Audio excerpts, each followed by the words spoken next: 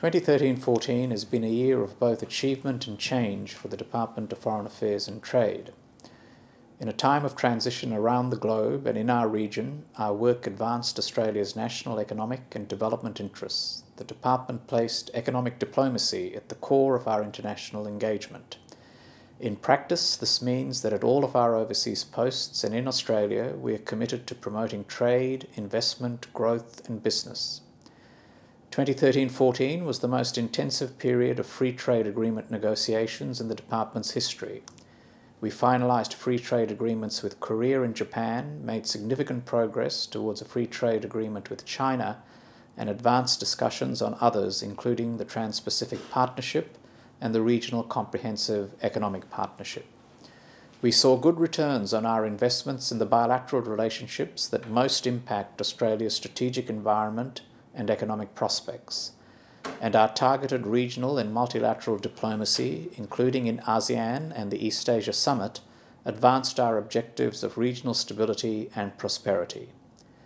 At the United Nations Security Council, Australian advocacy secured important international security outcomes, including the first ever Council resolution on small arms and light weapons.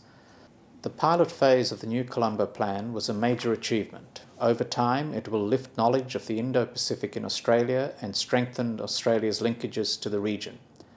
But aside from many policy successes, this was a year in which the Department underwent enormous internal change.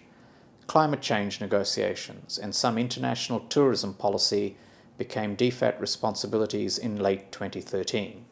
From the 1st of November 2013, we assumed responsibility for Australia's aid policy and programs, as AusAid was integrated into the Department.